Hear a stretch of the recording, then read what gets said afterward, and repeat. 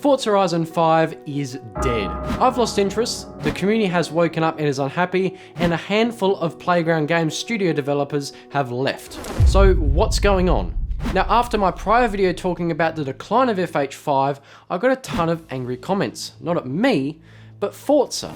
I didn't realise the scale of it, but most of the Forza community has had enough. What I'm about to show is something the big channels won't, so if you find this content valuable, then I'd recommend sharing it around. The more the Forza community sees this, the higher chance we'll have actions to these problems. If you are frustrated like me, put your anger in the comments and not directly at Forza themselves. Now let's dive in. Believe it or not, the hype for FH5 was part of the problem. We were all promised a slew of amazing new features and our standards were set really high. Just one of the features was the performance modes and convertible options for cars in free roam.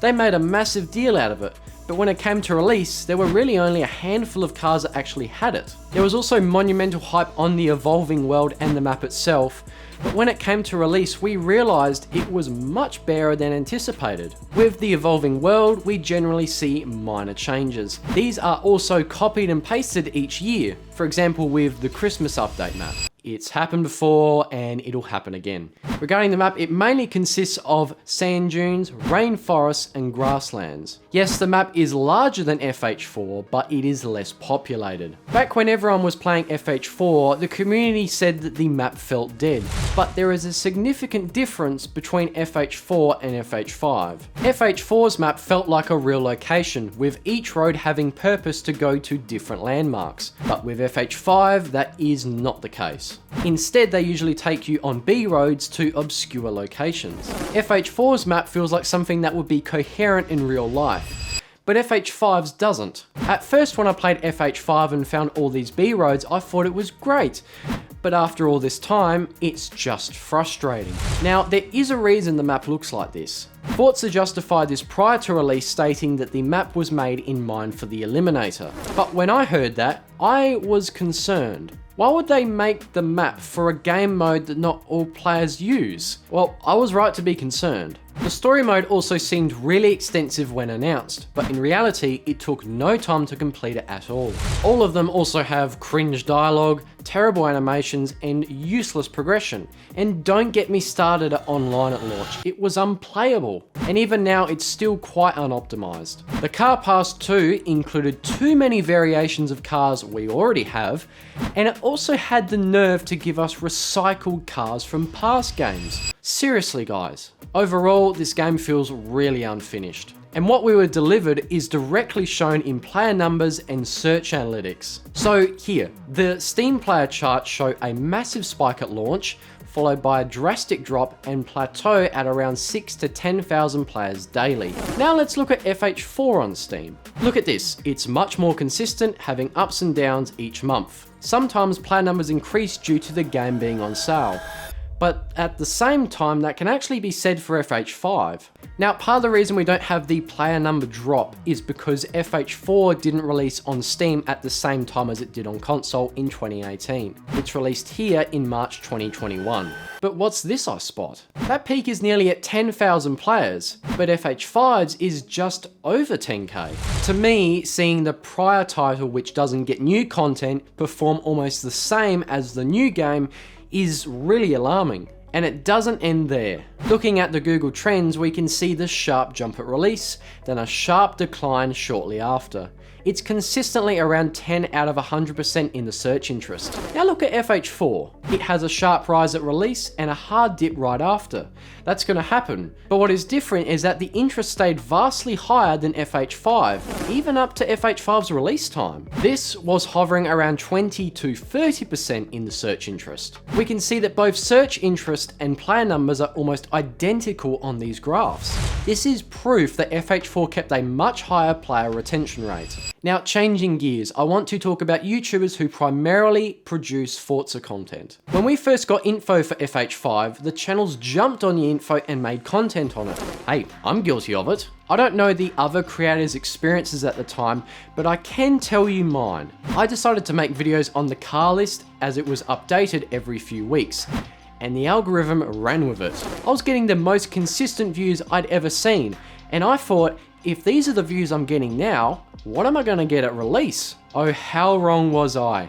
As soon as the game released, my views plummeted. At that time, silly Cameron didn't realise something. The largest Forza channels were not making the sheer amount of pre-launch content that I was, so for a short period of time I was actually stealing their viewers. But when the game released, they went straight back to the big channels. And those channels pumped out as much content as they possibly could, and in the span of a few weeks of uploads, they'd already completed the game. The massive hype with FH5 came crashing down hard and fast. You can probably guess what happened next. People stopped watching. The content bubble popped, and it affected larger and small channels more than anticipated.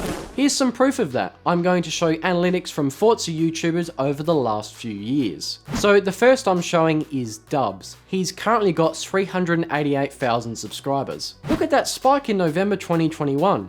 That's a serious viewer gain, but only a month later, the views dropped by half. And the next month, half again. But there is a much larger issue than the views dropping. This area before is FH4 content and after is FH5 content. Forza Horizon 4 was over 2 years old in the early part of this graph, and it was pulling great numbers. Now look at FH5. Oh dear. This is not just an issue on Dubs' channel, but the rest of the Forza content channels. Now let's look at Eric Ship 111. He's currently got 352,000 subs. Look at the old FH4 views versus the new FH5 views. That's not great. And get this, he's losing subscribers. This is really concerning. Next is Jake XVX at 144,000 subs. It's similar here, but with more of a drop off right before FH5, which I understand. Still, around the 1.5 to 2 year mark after FH4 released, the views were doing really good. But a year into FH5's life and it is getting low. Next is the biggest channel on our list at 1.75 million subs, AR12. We can see reasonably high and consistent views around the time of FH4 content and a spike at FH5's release. Now views are well lower than before. He's now playing more different games to compensate for the underperforming Forza content, but it still isn't enough. Now here's the actual Forza channel. What's funny here is that the views jumped prior to launch, but in October and November, they dropped significantly. Months later, their views are almost the same as the FH4 content, which is especially concerning since the channel has gone from 130,000 subscribers up to 360,000. The last channel is, embarrassing.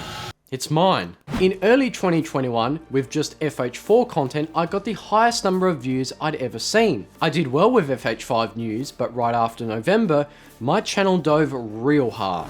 Now, part of the issue is that I was doing full-time study in 2022, but the thing is, the same can be said for 2021. So seeing that all these channels have very similar graphs, it's quite troubling.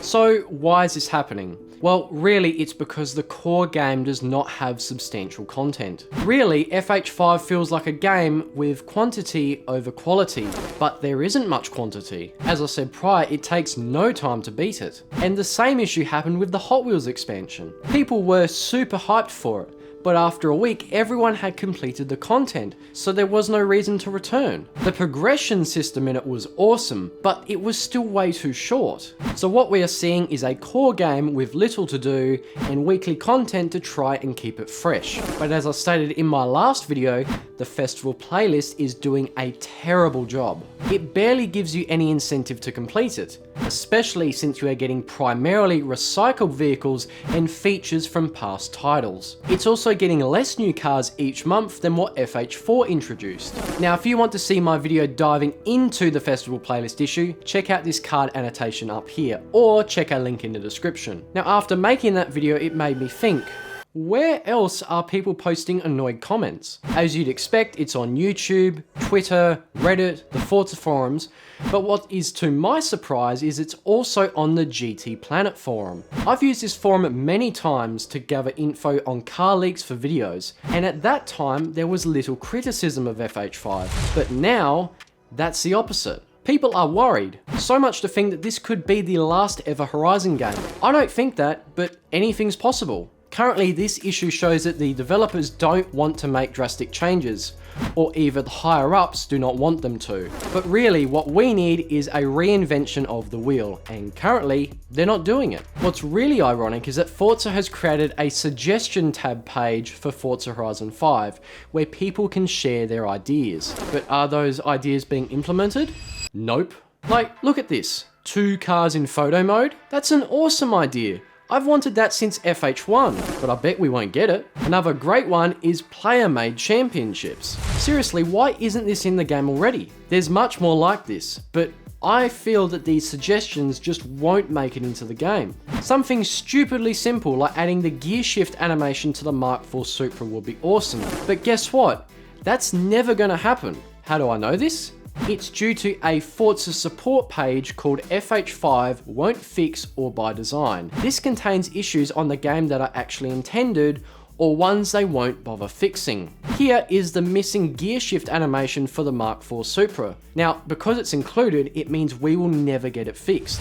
Here's another. They know that the Honda S2000, 2013 MX-5, 2016 MX-5, and Mercedes SLK AMG convertible functions do not work in free roam. This being added means that they will do nothing about it. I'm sorry, but this just feels really lazy. And for scale, look at the length of this page. If you want to read it, go ahead. I'll leave it linked in the description. And these issues compound to why over a handful of Forza developers have left Playground Games to start a new game studio. Mike Brown said that there is no bad blood, but my gut feeling is that they were too far restricted in their roles at Playground Games. This is probably why they emphasize with their new game studio, saying that we want to work with other motivated and talented teammates and stretch those creative limits. Because right now the word creative is the last thing I think of with FH5. Now they've been able to acquire funding for the new title that they are working at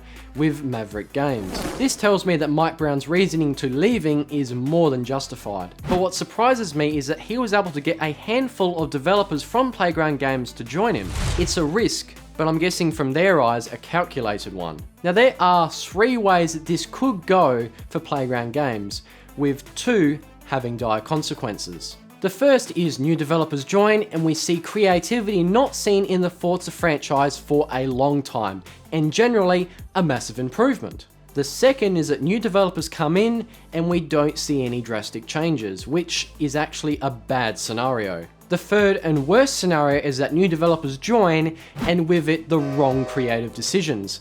Now this has real dire consequences. But we do know for a fact that FH5's content is mapped out years in advance. So it means under the new leadership we won't see any changes, which is actually bad news. So for us players, what can we do? Can we make a change for the better? Well, yes, but only to a certain point. However, we need to be careful with how we deliver our concerns. Firstly, we need to give constructive criticism and then give examples of the problems that need fixing. Now, sadly, this is the most we can do. Just let them know of the problems and see if they make any changes. And if we don't do anything, we'll be stuck in this current scenario. Seriously, I don't want to watch another Forza livestream where they say, hey, in the coming months we've got a big update, but that is months away. This happened when teasing Series 17. And to me, it just shows desperation to try and keep their player base from leaving. But for many people, including me, it's way too late. If you want to try something different, I could recommend Car X Drifting and/or Assetto Corsa. Both of them have developers that are super passionate about their own titles, and they're constantly getting new updates. The community has a massive say in those titles, and they are getting what they want. Now, if you like this video, then make sure to subscribe. It lets me know what I need to make next. If you haven't checked out my last video on the decline of FH5, you can look right here. And if you want to see new content from me on a filmmaking channel, look at this video right here. I'll see you in the next video, and peace.